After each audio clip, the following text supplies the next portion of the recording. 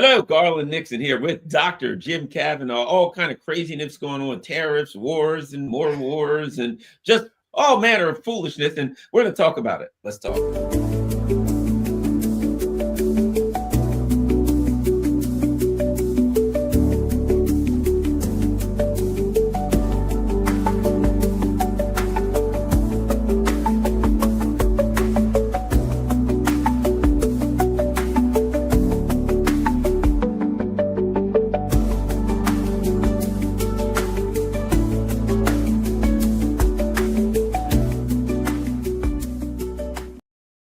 Hello, Garland Nixon here with Dr. Jim Kavanagh. Jim Kavanagh, the Polemicist Substack is a place you can find all of his good work. Dr. Jim, welcome back to our humble channel.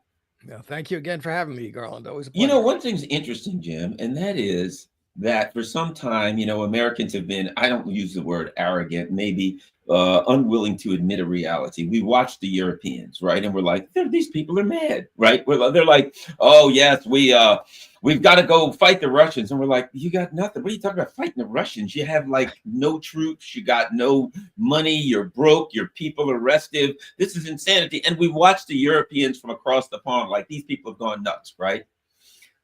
And now you look at the US and they're like, we'll fight a tariff war with China. And we're like, yeah, industrial, that's like, it's the equivalent.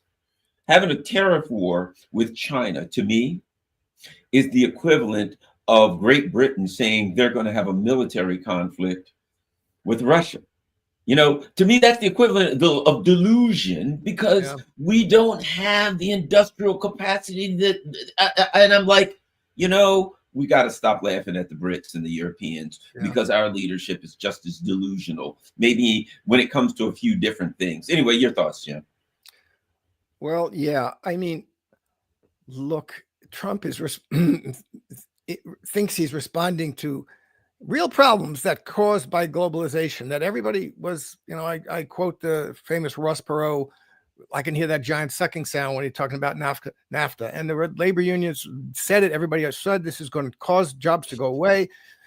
Ultimately, one of the effects of quote unquote globalization as managed by the neoliberal elite in the world was a relative deindustrialization of America. But that wasn't China's fault.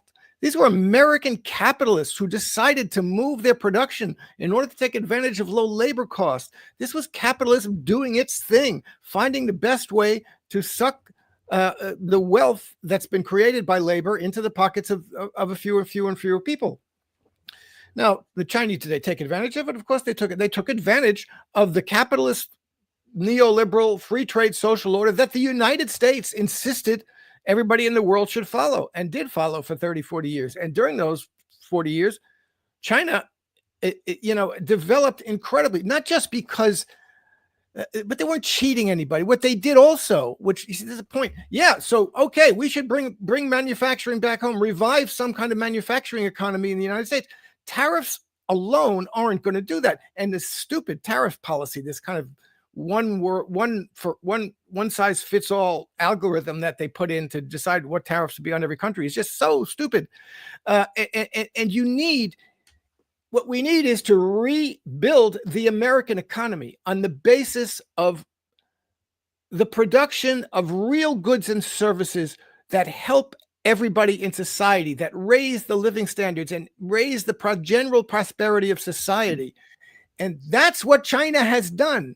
And it wasn't by cheat, it was by massive state-directed investment and planning and making sure that there was competition. There's capitalist relations of production in China too, but they have a state-directed plan, and they use their state ability, because the state has unlimited capital in a fiat money economy, to capitalize.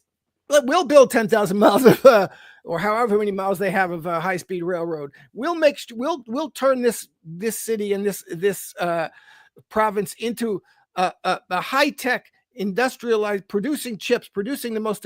We'll have the most advanced manufacturing capacity in the world, and we'll raise the general level of prosperity for most. If I may just give an analogy for this, and then you can go on. Years ago, I got into like a lot of natural medicine stuff, herbal medicines, the various diets, taking, but okay, many years ago. And what I found out is this: traditional Western medicine is, let's give you a pill, a vaccine, a something, a miracle cure, something that will address this, right? Wherein traditional herbal medicine is like, let's put your body in a state to defend itself. Yeah. Your body has a great immune system. We found out in recent years, vitamin D3, vitamin zinc, a lot of illnesses that people were getting, particularly over the last few years, people have found out, hey, your problem is you're lower on this or that. And if you raise this, you let less chance of getting, whatever, be it COVID, the flu, whatever the case may be, right? Okay.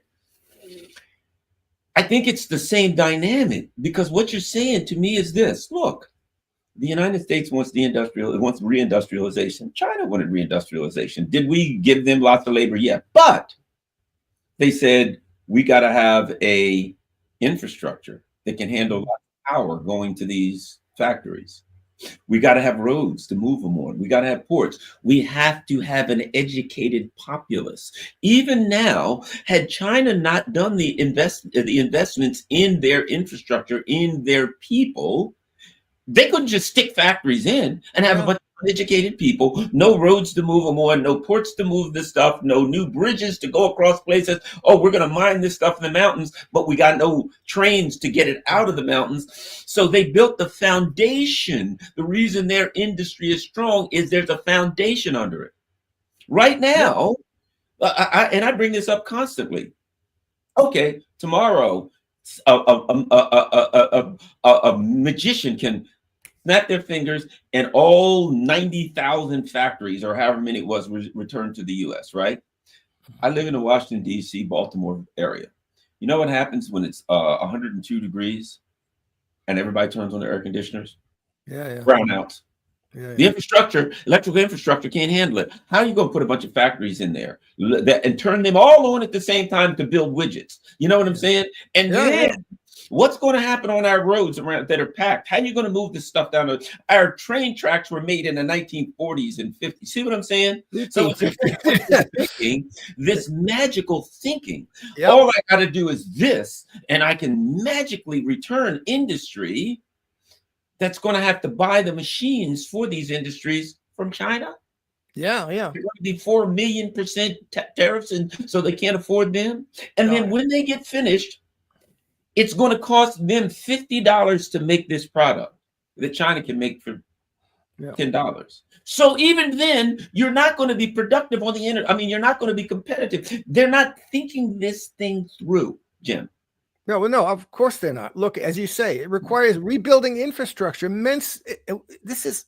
We're behind. And it's come to me over the past year, the extent to which China is the future. I mean, they've rebuilt an enormous infrastructure and a modern infrastructure, highly modernized. And they have factories that are turn the lights on. The entire thing is robotized and automated. And that's a problem.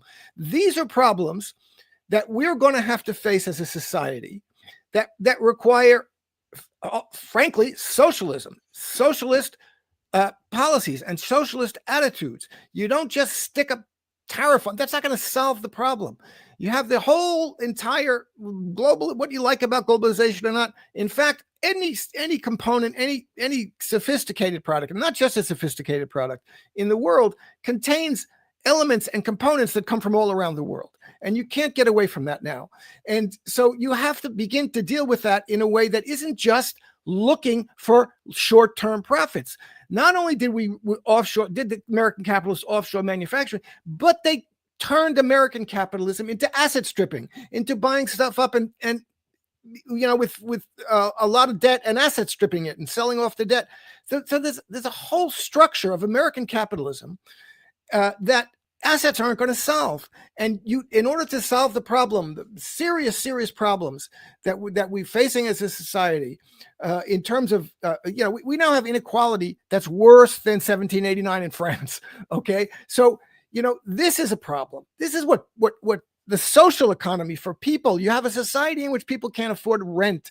They can't afford the doctor. They can't afford education. And it's getting worse and worse and worse. And tariffs aren't going to solve that. Okay. You need a widespread social policy that both recreates an American economy that's vibrant and effective for the 21st century, and that enhances the prosperity of all. Okay, now that's essentially what the Americans are doing, is choosing between socialism and barbarism, and they're choosing barbarism.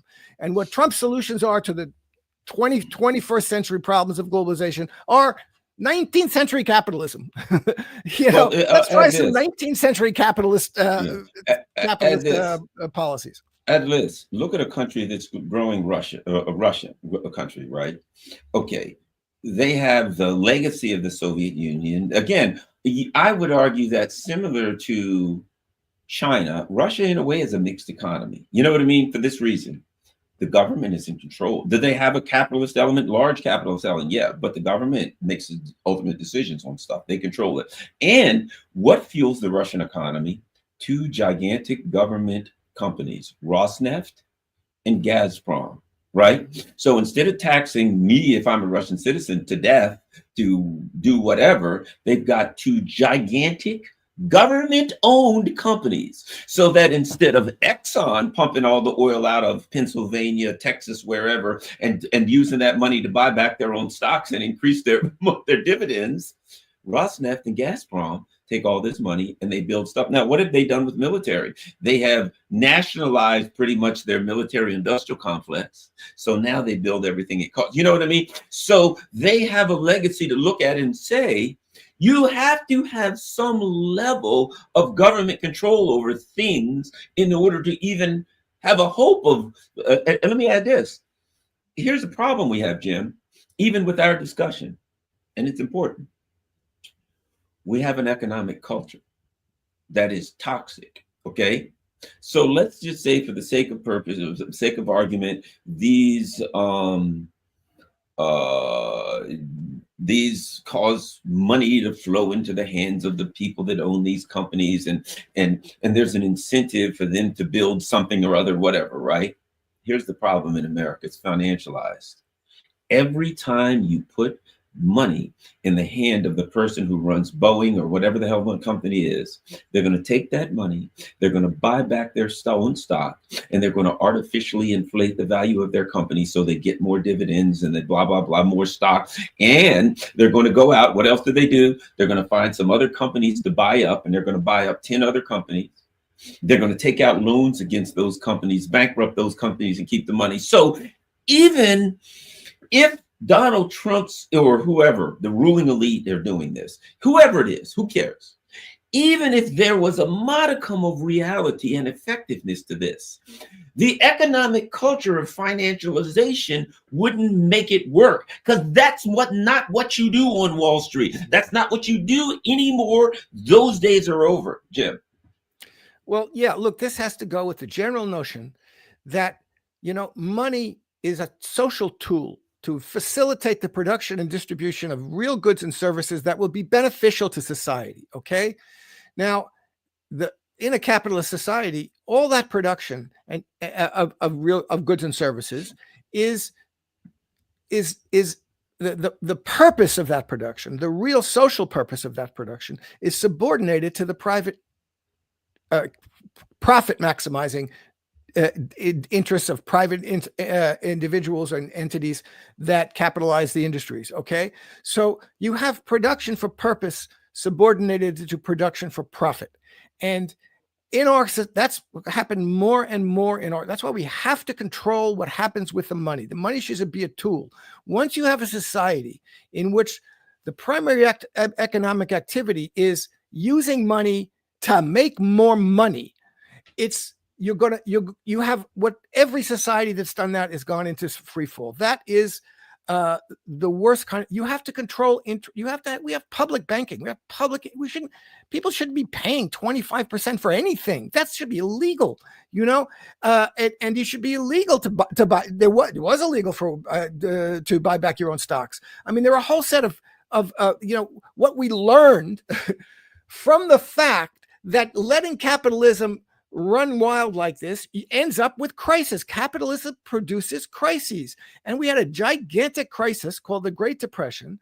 And coming out of that, which actually was ended by the war, by the government spending of the war and the government employment, but coming out of that, the smartest capitalist economists said we got to have a set of policies that are going to try to prevent that kind of thing from happening again, because it's inevitable under capitalism.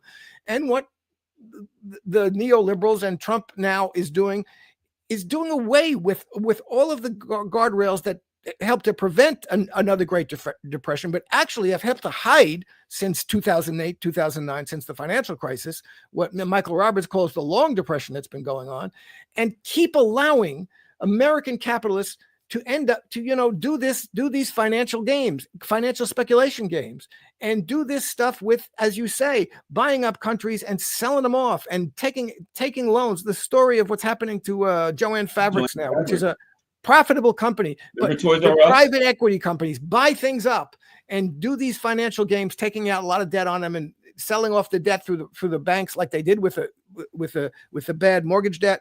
And they're doing that now across the board. Private equity companies are taking. It's not even visible in the stock market.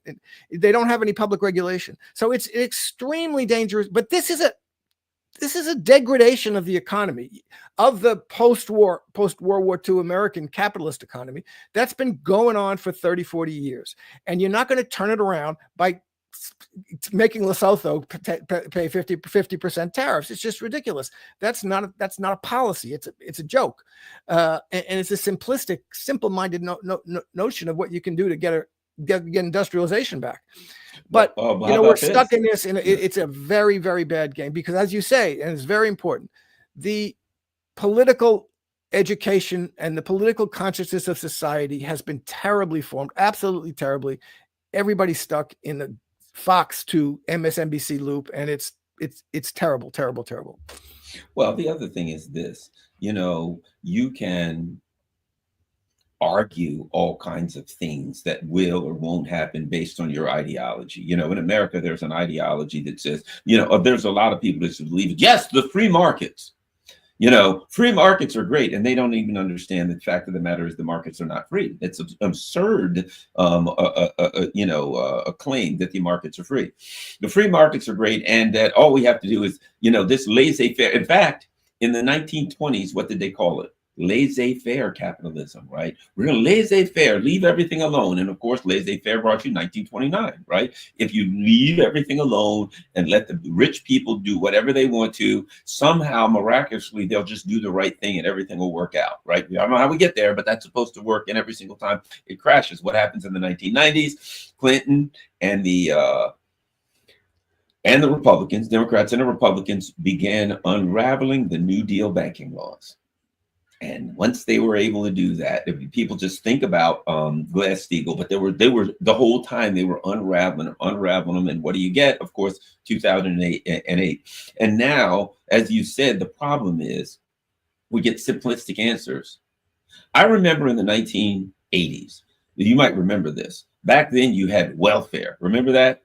And this is what you would hear from people. Oh, and I heard this exactly thing. All we got to do is get rid of welfare and it'll straighten everything out, because people could see a downturn starting. Remember when people just said, get rid of welfare, get rid of welfare. And I remember saying, welfare is less than 1% of the budget. How is that going to? It wasn't logical. That was the argument they made. All we have to do is X and it'll fix everything. 1990s come, Democrats wipe out welfare, right? Well, then all we got to do is get rid of fill in the blank. It's always something. Get rid of the immigrants. All we got to do is this. All we got to do is that. Very, very simple answers to complicated questions. And so that's all we have now. We've got a very, very simple answer. The problem is, China is in a position to deal with this. I think we got 10%. They're all over the world. So if they lose 10%, yes. Will it hurt them? Yeah. Will it wipe them out? No. But a lot of our states, Walmart, and this is an indictment on our economy, but Walmart is the biggest employer in a lot of states. Amazon's huge employer. Now it's an indictment on our economy, but they are jobs that people have. They don't pay worth of crap. Okay. Walmart can't continue to operate. Do you have a feeling that I've said this? you know, this is oh, we're going to do this to we're going to do this to rebuild the economy. But here's the other part. What if that ain't it? What if it's like, how can we totally decouple from China in a way that's going to bash the hell out of the American economy, but we can't tell the American people, look, we're going to decouple from China and your ass is going to get slammed. So we say, yes, we're doing this to everybody because this and that, and we're basically decoupling from the world's economic system. Might I add, who created the WTO? Who created we created this entire economic infrastructure, and now we're blaming the economic infrastructure and literally decoupling from it. Yeah, the United States of America, pushed forward with its European allies the whole globalized neoliberal world economic order that's been built over the past 40 years, right? And now Donald Trump comes in as if he's not as if he's somebody who just dropped in from another planet and says to everybody, you're all going to do away with this now because we don't like it. We don't like the results that we created, and gives up any notion of having what I call soft power, you know, talking nicely to people, presenting some things as in a way that sounds like it's reasonable and sounds like it's humanitarian or it's legal or whatever, and just bullying and just coming in and saying, we don't care what you think. We don't care how stupid this. I don't care. I'm not even pretending to recognize that it's more than ironic that as president of the United States, I'm coming in and telling you guys, you gotta change everything that we told you to do. And I'm just kind of going to bully you. And he thinks he can bully. Is this not the end of World War II, when the United States was on top of the world and was, you know, the main manufacturing center of the world? And it's not 1991. It's not the end of the Cold War, when Russia was turned into a shock and awe capitalism that, you know, destroyed the economy. It's not that anymore. It's not 20 years ago, when China was still a relatively poor country. This is a different economic world order that we're in, economic and political and military. And in none of those cases is the United States really, are American leaders really psychologically prepared to acknowledge that to themselves. Donald Trump is a bully. The Americans have been bullies for a long time and gotten away with it. I was going to say, he's the perfect example of actually. And he doesn't believe that. He thinks he's the toughest kid on the block. And if he wants to end the war, then everybody else has to stop fighting. If he wants to end the globalized economy, then everybody else has to end the globalized economy. And I'm so small, I'm so tough. But Joe Biden couldn't do that, but I'm going to do it. Watch, I'll show you. This is Jim, childish bullying. I would make this argument. I've never seen a more perfect expression of U.S. empire. I've never seen than Donald Trump, right? We go around the world and we say, you can't do this, but we can. You can't say this, but we can. Ooh, how about this? We're getting out of this deal, but we expect you to, Iran, but we expect you to maintain the deal. And Joe Biden went along with that too. Why isn't Iran maintaining the deal? Well, Trump dropped out of it. Yeah, but they should still go along with the deal, right? We go around the world, no matter who president. We go around the world and point to what Donald Trump is doing is an open expression. And I think that's the only thing that pisses them out of what the country does. Look, think about this. We lose a war. We attack Russia through Ukraine. We lose the war with Russia. And then we say, you know, Russia, this war needs to be over. And Russia's like, yeah, on our terms. No. Marco Rubio the other day. And Marco Rubio, to me, really expresses the neocons. You know, there's two kinds of neocons. The neocons that say, we got to keep fighting Russia no matter what. You know, the Keir Starmer type neocon. John Bolton, just fight anybody no matter what. But there's another Marco Rubio version of neocon, I think, even then, that's saying, oh, all right, well, this ain't working. Plus, we want to go to war with China. We got wars over here. We might want to attack somebody in South America. Screw this. It didn't work well enough, right? And so Rubio's now saying things like, yes, if the Russians don't accept this in the next few weeks, then we'll know who's at fault here. Wait a minute. You attacked them. You started a war with them. And just like economically, you create an economic infrastructure that is disastrous, and people start build bricks and doing things to get out from under the economic infrastructure that you created, because it doesn't work for them either. And they start finding ways to work for them, and you're like, holy crap, it doesn't work for us either. Yeah. Okay, that's it. You guys got to stop. Russia, what? We started a war with you. Oh, crap, you're winning. Okay, you got to stop. So Donald Trump, to me, I see him as a brash, example of, like, okay, we occupy Syria. Well, Trump, Biden, Obama, whoever, smile. We're there to help the poor little dear Syrian people. Trump comes in, we're stealing the oil. Yeah. He's just the open expression of this monster, and he's the more pure expression of it. Yeah. But it's the same thing. And now, here's what happens. When you do that with Libya, you can get away with it. When you do that with Iraq, you can get away with it. But when you go to Russia and say, Russia, we're going to beat you up, you're going to lose that. When you go to China and say economically good, as long as we were kicking around the little kids taking their lunch money, we could get around it. Now, we don't realize now, when we were in middle school, we were taking the money from the sixth graders. Now we're in high school. We're freshmen. We can't take money from the seniors. They're going to beat our ass and send us back home with no lunch money. And that's what we don't get. We're amongst peers and really militarily and economic superiors, because they have enough sense to do it right. And we're still pretending like we can push people around. Hey, pretty disastrous move, I might say, Jim. Yeah, look, you're right. Donald Trump is doing crudely and with contempt, contemptuously treating, talking to people and countries with contempt, what the Democrats and previous, what Obama does eloquently and with graciousness, and that's the difference. And you see it, and it, fortunately, to some extent, seeing that happen it's helping to undermine the American empire.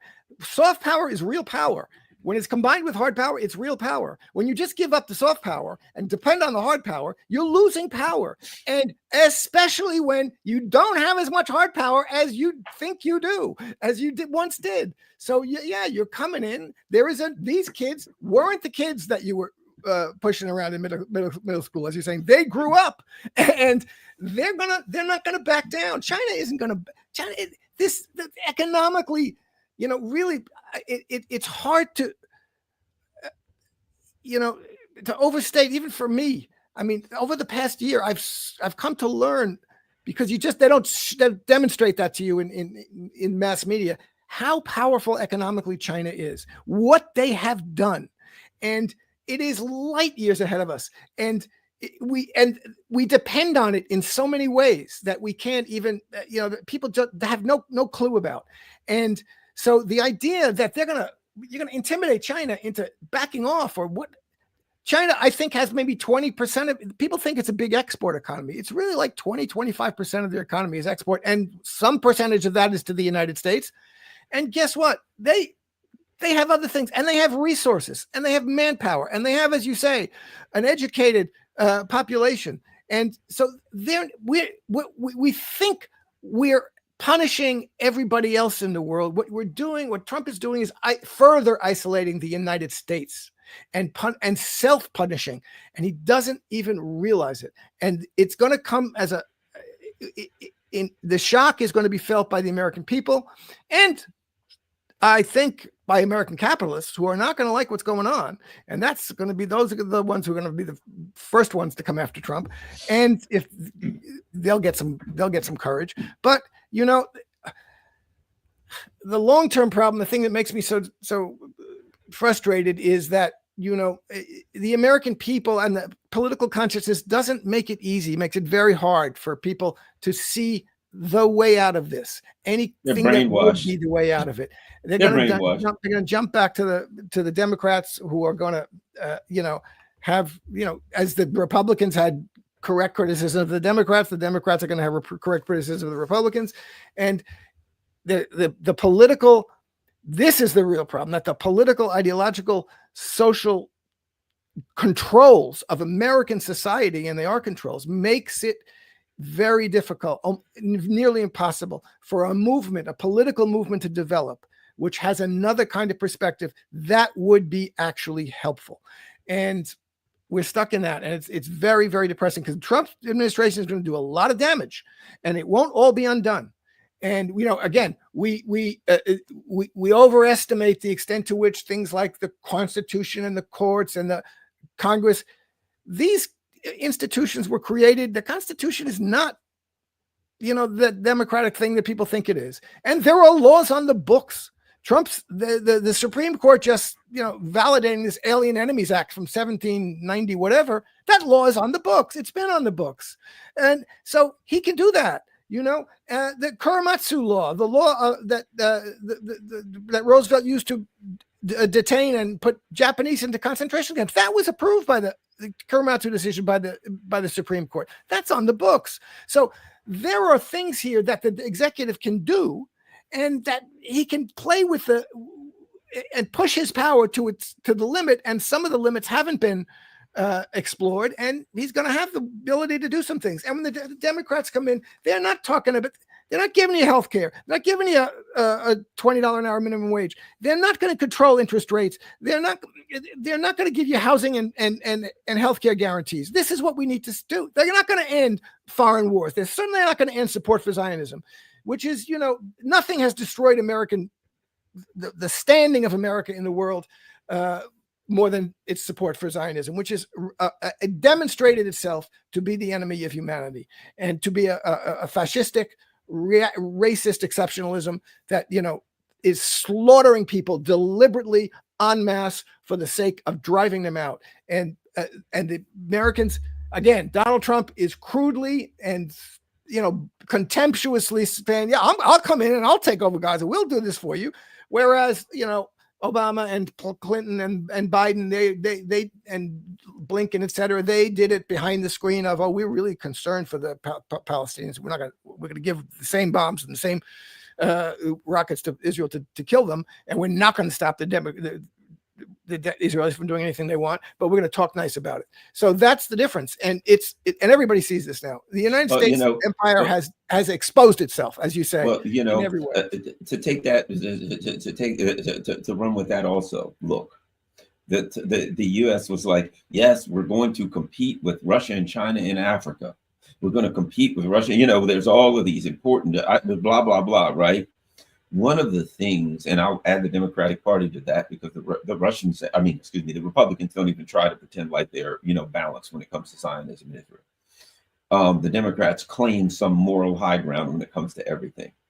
But this moral debacle of Zionism and of the what's happening in Gaza, and just continually to spread this into a greater war, to attack the Houthis, is they, in my opinion, valiantly push back against what's going there as best they can, has reaped terrible moral result.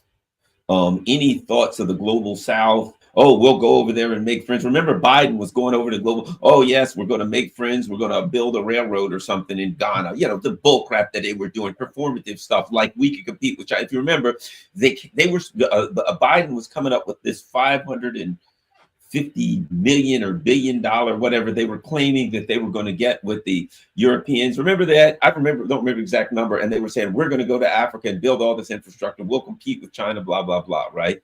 Number one, they weren't going to do that. The money would be laundered into the hands of American corporations or whatever, and British, but then they'd steal all the stuff. But here's the point. Now the Africans, everyone just looks at the US and says, what you guys are doing in Gaza? Really? Now, South Africa, the US is like in this moral war with South Africa. South Africa's like, that's wrong, and we're going to try to do what we can in the International Criminal Court, which of course is a joke, but at least they're doing something. They're making a move to try to stop it. You've got other countries saying we're going to join. You got all these African countries saying, oh, well, so you've got this moral failure here, this moral debacle, that around the world, any thought that, okay, we're going to make friends with this country, we're going to say to this country, China's bad or Russia's bad and we're the good guys.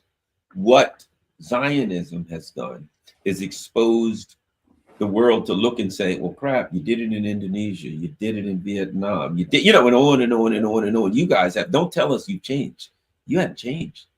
The ruling elite of the US and Europe, Western ruling elite, are a bunch of damn fascist, murdering, genocidal bastards. And they've just, this is like, they finally exposed themselves for that. And might I add, but I'll finish with this.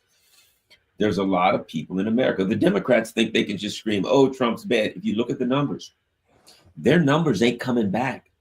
You know what I mean? It's not Trump's numbers going down. The Democratic's numbers are at rock bottom. I just saw it the other day, 69% of Americans oppose them. A lot of former Democrats, particularly the young people, a lot of people of color, are like, we hate Trump, we hate Trump. You guys are committing genocide. We're done with you. So I don't know where we go from here, but they have been, I keep using this word, morally discredited.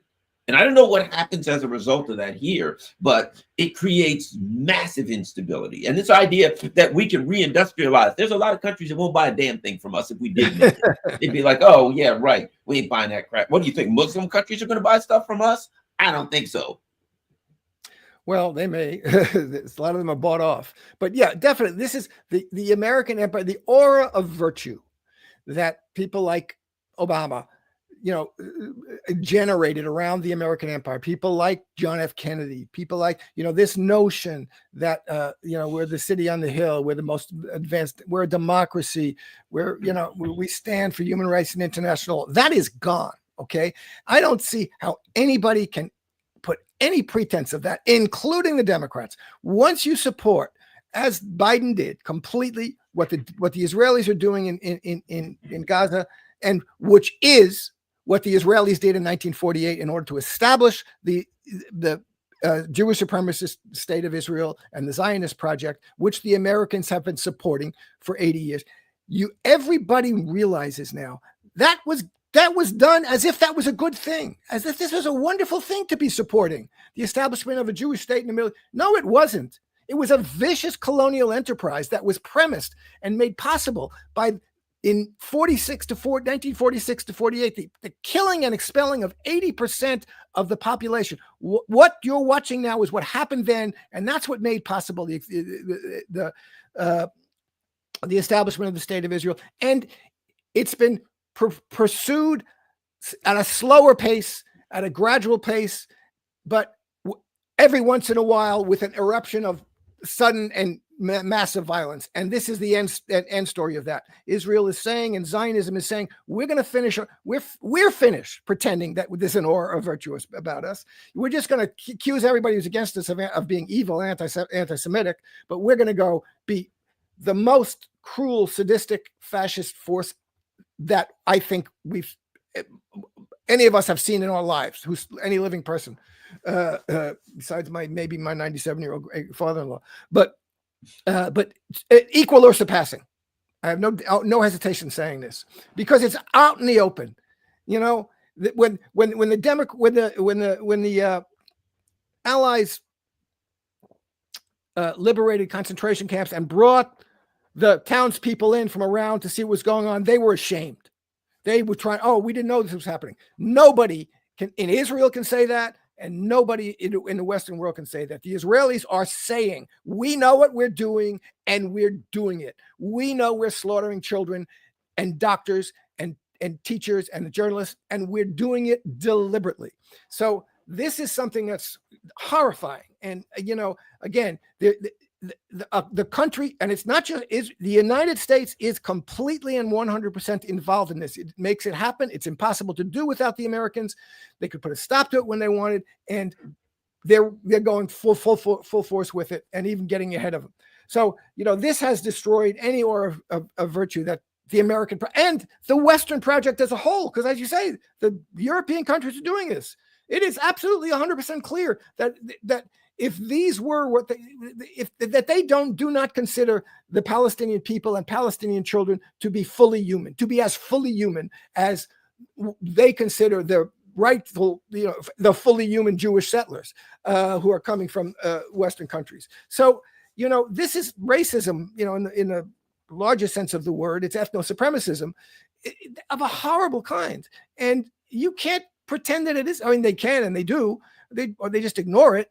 But the rest of the world whatever's happening in the United States and Europe, and it's given rise. Now, I just saw it today, for the first time, the majority of Americans think badly of Israel for the first time. And that there's been and that's what they're doing. That's why the repression, because there was a growth over the past year and a half of an anti-Zionist movement. Finally, Jewish kids in the vanguard of these student movements saying, we reject Zionism, we see what it is, and we reject it.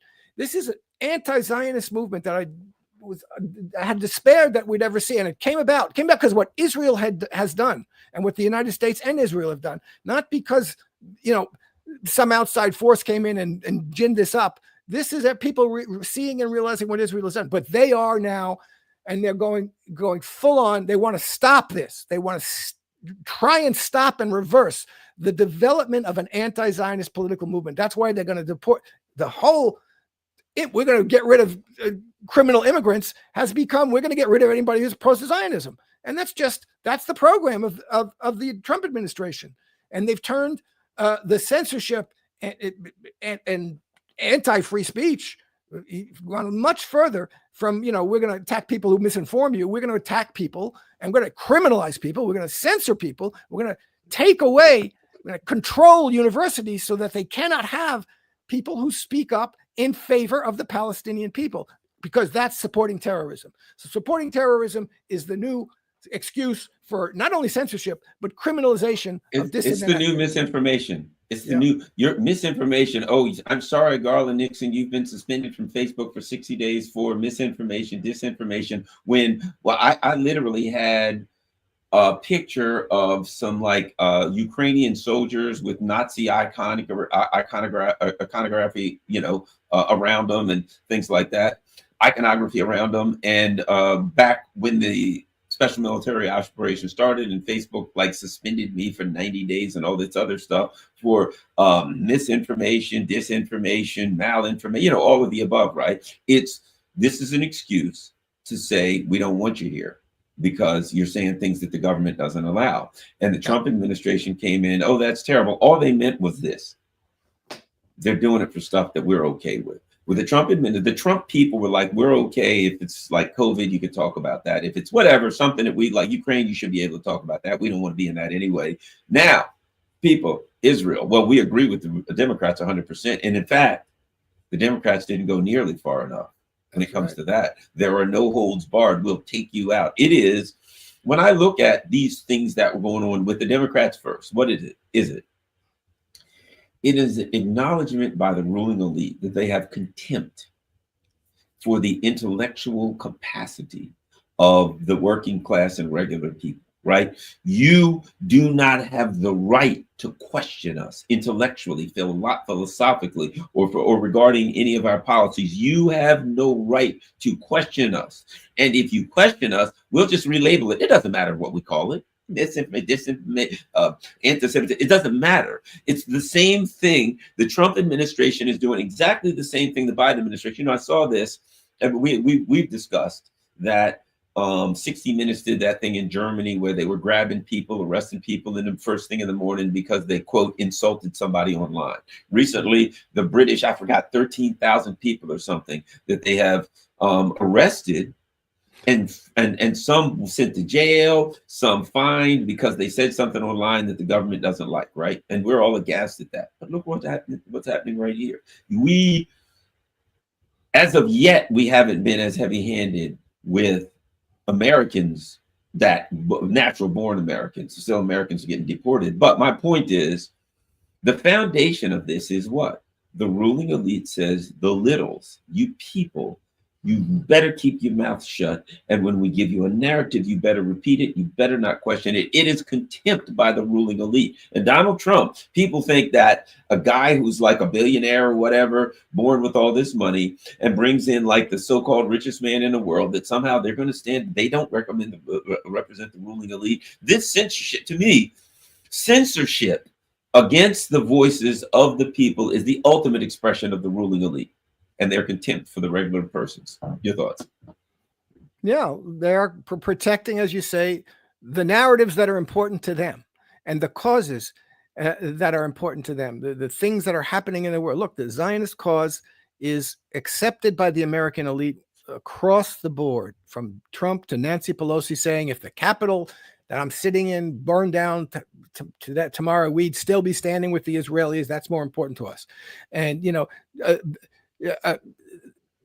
Bill Clinton, the president of the United States, saying, I would pick up a gun and go fight for Israel. He was excoriated by the Americans for trying to avoid the Vietnam draft, but they didn't, by the Republicans. I'm sorry. The Republicans said nothing about it when he said, I will pick up a gun and fight for Israel. We have the Democratic, one of the big prospective Democratic candidates for 2028 is Rahm Emanuel, an officer in the Israeli army whose father was part of the terrorist, avowedly self-described terrorist organization that assassinated the UN media in Palestine.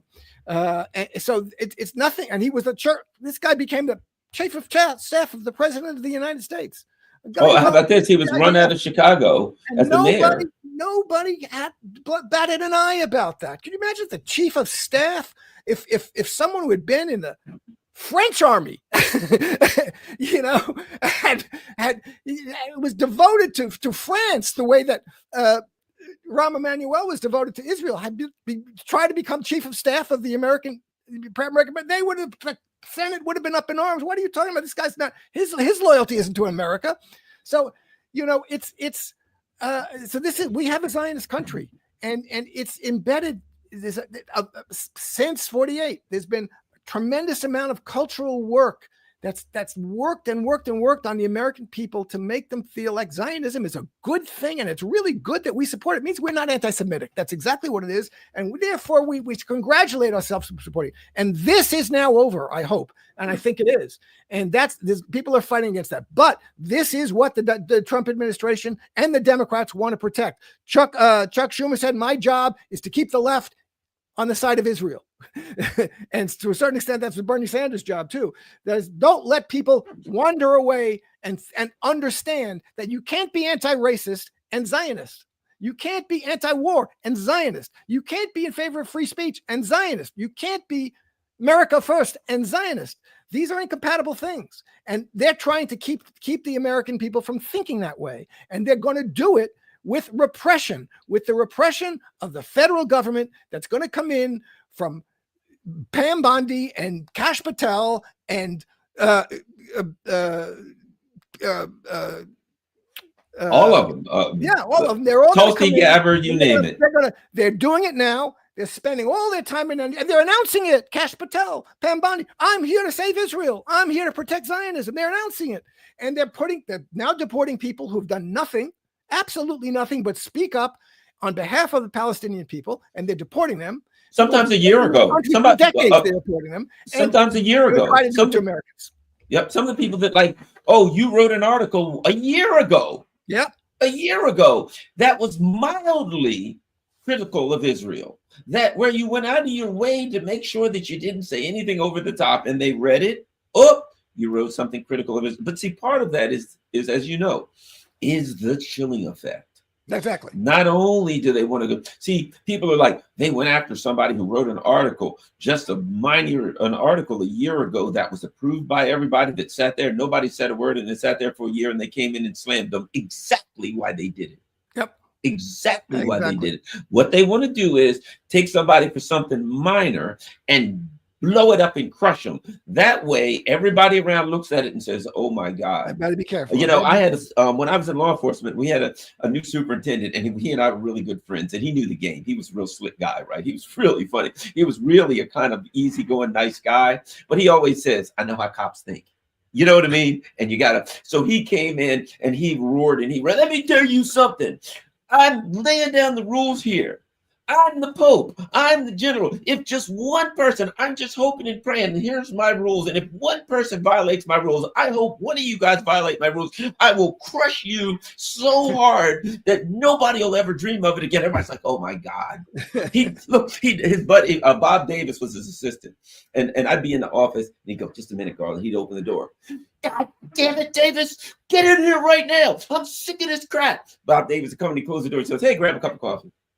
And we sit there and drink coffee for a while and talk and tell some jokes and talk about the Orioles game. And you go, all right, and you open the door. And Davis, if you ever say another word like that, your ass is fired. Out of here. Davis was like, yes, sir, right? It was all a fraud. But here's my point. He was just chilling everybody, making sure everybody knows. Don't try to, oh, he's tough. Don't mess with the superintendent, to say chief of police. He's a scary guy, right? That's this game. You take something minor. The reason they're going after these people is because what's the most minor thing we can find and wipe somebody out, throw them out of the country. That way, if you even think about marching down the street with an anti-Zionist sign, you'll be like, holy shit, if they did that to that little person. Do you see what I'm saying? That's the absolute intent of it. Yeah, exactly. It's intimidatory. It's bullying. It's high level bullying. They're trying to get everybody to say, if you're a student at Tufts, where that girl had written that article in an op-ed, as you say, a very moderate one, or at Columbia, or Fordham now has expelled some kids, or the ICE has taken them away, canceled their visas. If you're in a kid in American kid in that university, you got to start saying, this is like Julian Assange. You got to start saying, am I going to say something? What's going to happen to me if I say something like this? Am I at risk? You got to stop. They want everybody to be thinking twice and three times and self-censoring, because they saw what they did to you saw what they did to that person. Maybe they'll find a way of doing it. And they're saying, the woman yesterday, I don't know who it was. It wasn't Pam Bondi. It was one of his press spokeswoman. Oh yeah, we are thinking of whether we can deport American citizens. We're looking into that, whether we can legally deport American citizens. So remember when they were saying they wouldn't hire? They were like, yes, if you graduate, we're sending out letters to all of these law firms saying don't hire. Now, you've gone to school for 4 years, you're after the amount of years, and now you decide to go to law school. You're in your second year of law school. You're going to graduate. You put all this time in, and you go, oh, I think I'll do this. Maybe I'll be a law professor. Maybe I'll practice law. Oh, I'm going to do whatever, right? You're now thinking, crap. If I make one mistake, all of this work and time I've done and my whole future is blown, and they'll throw me out of law school and they'll write letters to nobody. You see what I mean? The intimidation of people, of students, to just keep that was all there. But this is now the government saying, we're going to throw you out of the country, or we're going to put you in jail. And they want to intimidate everybody. They want to stop this anti-Zionist movement from growing, and they want to try and crush it. And the answer to that is, I'm sorry, I hate, I understand everybody has to make their own calculus about what to do about that in their lives, in terms of what position they are in their lives and what kind of risks they want to take. But this will not be defeated unless it is defied, strongly defied. Okay, 100%. I do not accept. And I've said it in my article, and I'll say it here publicly. I do not accept that I cannot support. I do support the armed resistance of, name the group, from the Hamas to PFLP to the. It's not any particular group. I support armed resistance to Zionism. Okay, and I will not be intimidated by being told that's a support for terrorism. International law. How about this? Nelson Mandela was defined by the United States as a terrorist until 2008. If I supported the ANC in 2007, I was supporting what the American government called terrorism. I have the right, international as an law citizen, to support politically what the United States government defines as terrorism. International law, Jim. International law. I know. Says clearly that an occupied people have a right to fight the occupation in any manner they determine. And the Houthis argue, the Yemenis argue, they say that the International Criminal Court has found reasonable suspicion and or probable cause, however you want to however they stated in international law, that a genocide is being committed. And therefore, that's right. The law says all countries must, not must, or shall do whatever they can to mitigate it, right? So if I say, well, look, international law, regardless of what, even if I didn't support the groups that are fighting them, let's say I knew nothing about it. If I looked at it and said, let me interpret the law, even the UN has ruled that this is an illegal occupation, right? The UN has ruled that it's illegal occupation. International law says you can resist an illegal occupation by force of arms. I'm sorry, regardless of whose side I am, I have to say this is legal, and I can support the legal side. This is international law. Oh, they found that there's suspicion or reasonable or evidence of a genocide, and this country has decided to say, I'm going to act in accordance with my interpretation of international law. I look at it and I say, I think their international law interpretation is correct. They're doing the right thing. But you're going to tell me in my country it's terrorism, and even though I'm looking at international law, well, let's think about this though. We're talking about a rogue state, a state in the United States that literally in 2003 passed a law called the Hague Invasion Act that said if the Hague brings American military personnel or American citizens to the Hague to prosecute them or hold them for violation of international law, the U.S. military can then go in and attack the Hague. So basically what they're saying is this: we don't care about international. It's like the mafia, right? It's like the neo-Nazis. It's like the Zionists. And what they say is this: we don't care what the law says. In the end, we will use arbitrary and capricious acts of violence to enforce our own version of the law. And all we're saying is we don't agree with that. I'm an anti-violence person, but I respect the law. And if the law says if you do this, a person can resist it with violence, that's the law. Don't get mad at me. As Malcolm X said, if the truth is anti-American, don't blame me, blame the truth. Yeah, but now we can't even recognize international law without being called terrorist supporters and facing God only knows what as American citizens. Yeah, look, the American government, but this is what, again, Trump is working on principles and on policies that the groundwork has been laid. You know, it was the Biden administration. Nobody was worse than Obama. To define domestic terrorism. Nobody was worse than Obama. That's right. Nobody was worse than Obama. Yeah.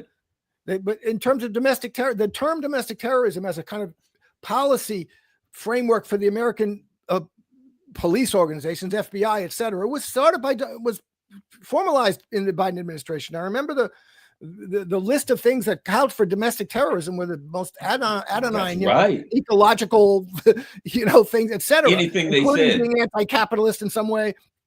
That's right. I forgot about that. Yeah, it said if you were anti-capitalist, you could be considered anti, which is, again, that's First Amendment protected speech. Exactly. So what I'm saying is, what the Trump administration is saying, Rubio gets up, look, and unfortunately, legally, he probably has the ground for this for non-citizens, for people here on visas. We decide what's terrorism. We make decisions about what's terrorism. And and then we can go apply those decisions to people, and make people agree with our decisions about what's terrorism. This is the point.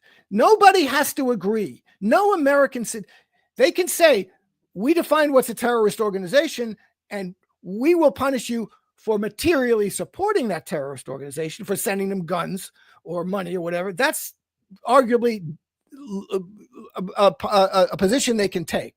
They can't say we define this organization or this group of organizations or this political movement as terrorist, and you, as an American citizen, are not allowed to support them. No, they can't say that, whether they're right or wrong in calling them terrorists. Okay, and I'll say it again: Yitzhak Shamir, Menachem Begin, the Prime Minister of Israel, defined himself as the father, quote, the father of terrorism in the modern world.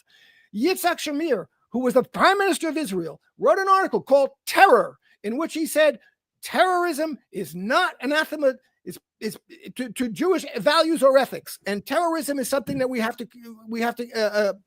do if we need to do it. So. You can rightly or wrongly define certain people as terrorism. Maybe Menachem Begin is a terrorist. Maybe Nelson Mandela was a terrorist.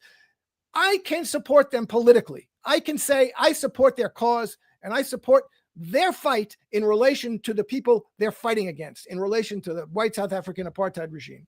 and you could support the Zionist terrorists in relation to whatever, the British or the Palestinians, and I can support the Palestinians in relation to the Zionists. So whether you call them terrorists or not, and we have to stand up for that. Otherwise, the government can define things the way it wants, and it can punish you for certain kinds of actions in relation to those things. It can't punish you for speaking up in ways that it doesn't like in support of organizations that it defines as terrorist or stupid or, Martian or whatever they define them as.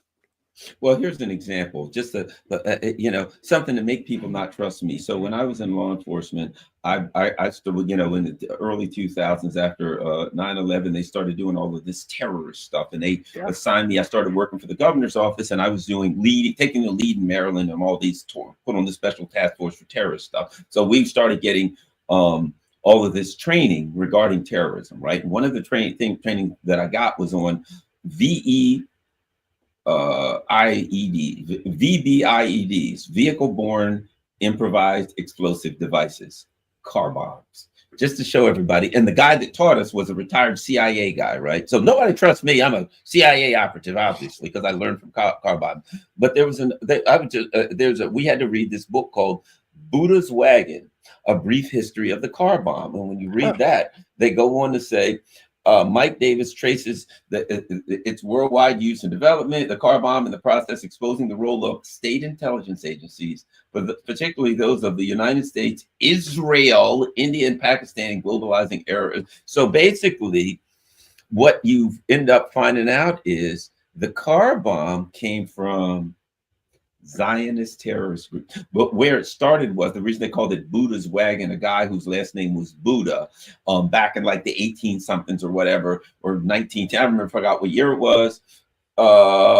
September 1920, an angry Italian anarchist named Mario Buddha exploded a horse-drawn wagon filled with dynamite and iron scrap near New York's Wall Street. It was a guy who was pissed at Wall Street who bought a wagon, and that was the first car bomb. Okay, the Zionist Israeli groups decided to start using that, and then it came back over here, and that's how the so-called Islamicists started using the car bombs. So what people don't know, the whole concept of car bombs, though it started with that, people forgot about that. The Zionist groups in the 40s, etc., they're the ones that really perfected terrorism. And as you said, they were outright open about it. Terrorists. They attacked a hotel, killed a bunch of Brits. I mean, you could go on and on and on. But that part of America, that part of history is hidden. You know what?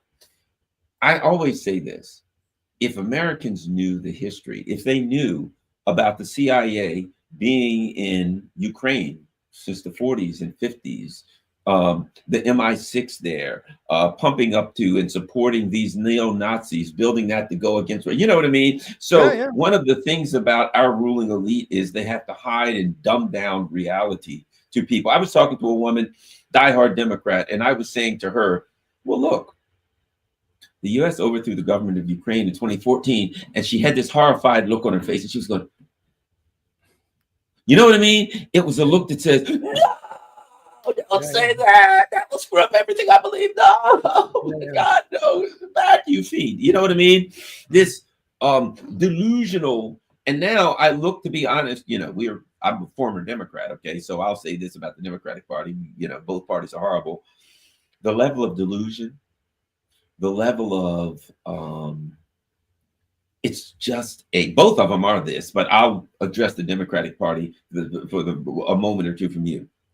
I don't even call it a party. I call them both brainwashed cults. But the things that I hear from I said this during COVID. I said, what we're dealing with here is a fundamental issue. People who trust the government and think they're looking out for their best interest. And I said, during COVID, those of us who don't, 9/11, those of us who don't trust the government and think they're looking out and instead see them as liars and criminals and terrorists and warmongers. 9/11, COVID. I'm like, they're like, yes, the government said this. I'm like, well, then I know that's not true, right? And now when it comes to Ukraine, well, Putin did this or that. And why do you believe that? Because the government told you that? Well, that's how I know it's untrue. And this concept in the Democratic Party, despite being lied to everything about COVID, everything they lied to him about. We find out they just made stuff up, you know, whether it's 6 feet or whatever. And that didn't, it got through to some people. It woke some people up, but a lot of people it didn't get through, and they're still like, oh, they're telling us the truth about Ukraine. Jim. Yeah, well, you know, look, during the Bush years, a lot of people did cotton to the fact that they're just the government lying to us. This is a bunch of bull about WMDs, et cetera. We got ourselves into a war. So there was, but unfortunately, you know, I'm too old. I was jaded and cynical before that. But, you know, a lot of people became, the present generation of activists, et cetera, became radicalized during the Bush years. And then again, with Obama, they thought, look, this is an important thing. It was an important thing. The election of a black president is historically amazing and important. I mean, I did not. In theory, I did not believe him. I did not vote for him, and because I knew, you know, I was already too cynical and jaded. But it was an important thing, and he had a great persona and a great attitude. And it seemed like, okay, we're going to get back again. We're going to make America great again. Really, we're going to make America virtuous again. We're going to make it virtuous again. Blah blah blah blah blah. And look, people also thought, and this is the most important thing, that he's going to stop the wars and he's going to do something for the working class. He's going to. People voted for him. I mean, the conditions for the election of Donald Trump was the failure of Obama. Obama came in a condition under which people were ready for socialism. They're ready for certainly a public health care policy, at least. They were ready for things. And he came in and deliberately, and it wasn't because of Republican opposition. He had a supermajority veto-proof Congress. He stopped. He didn't want health care. He put it into it. He deliberately pushed this Mitt Romney, a right-wing agenda, which is subsidizing private health insurance. He cut away. He cut down. He refused to punish stop the wireless surveillance and punish the people who had done it. But he punished the whistleblowers. and the social economy got worse. The position of black people in the economy as a whole got worse. The inequalities grew and grew and grew, and he set the conditions. He allowed. He had a policy which was designed not to interfere with the capitalist acceleration of inequality. And that's why people started voting for people like Donald Trump. And because 1,000 state legislative seats were gone from the Democrats to the Republicans because the Democrats failed, and they won't acknowledge their failure. And then they just lied about everything. I mean, the Biden administration was a complete set of lies about everything, including the fact that he was non-compos mentis. And they not only lied about it, they attacked the people who tried to talk about it and made them anathema and censored them, etc. People are furious about that. So yeah, I don't want people to go back to the Democrats. The Democrats deserve the derision and the disrespect that they have. And but you know, we have to be able to think something different. And I think Trump is going to come in and save him, and he's not going to do any. I mean, look, they'll find out very quickly. Trump is going to be despised as much as the Democrats are quickly. And it's true. I mean, the problem is they also made Trump into a hero. You know, if they had left Trump, his first term, Trump was no big deal in certain respects. What happened was between the first and second term, they tried to put him in jail 58 different times. They made him radicalized him to some extent. He comes in, he says, "Now I'm going to get you guys," and he is. He said, "What are you going to do?" So what do you expect? And you told the American people that Donald Trump is a dangerous anti-establishment guy who's going to come in and revolutionize the country. So they believe that. He's not an anti-establishment. He's a dangerous guy. But you know what that did too? That gives him now the political cover to do this radical, crazy, really super neoliberal stuff and neocon stuff, you know, by saying he's going to do something radical. And people were like, well, this place is a disaster. We want something radical. So he comes in and they're like, there's an expectation of radical. So when he says, oh, I'm going to bring, jobs back by doing this, people are like, well, it seems kind of crazy, but maybe it'll just work. I don't know. We don't know. Maybe, you know what I mean? Because they set the stage for that. And what do? They go out. Because people are believing this false economic nonsense. We're going bankrupt. Yeah, we do have to Yeah. cut everything. We got to cut government spending. That's the way we get back to normality and to economic rationality, by cutting spending, cutting spending, cutting spending. People believe that stuff. Democrats and Republicans. The Democrats all said it. Nobody told us more often during his career that you have to cut Social Security and Medicare. Remember Bill Joe Clinton? Biden. Remember Nobody. Bill Clinton? Bill Clinton, the era of big government. Bill Clinton said that the era of big government is over. He fired 377,000. You know what I mean? The Democrats have bought into, not just bought into, in some ways, they're the foundation of neoliberalism. Neoliberalism is the Democrats do it with a smile, the Republicans do it with a scowl. You know what I mean? There are different parts. The Republicans' job is the austerity part. The Democrats, so the Republicans do the maximum austerity. Let's get rid of the social safety net. And the Democrats go, bring us back in and we'll get rid of the Trump tax cuts.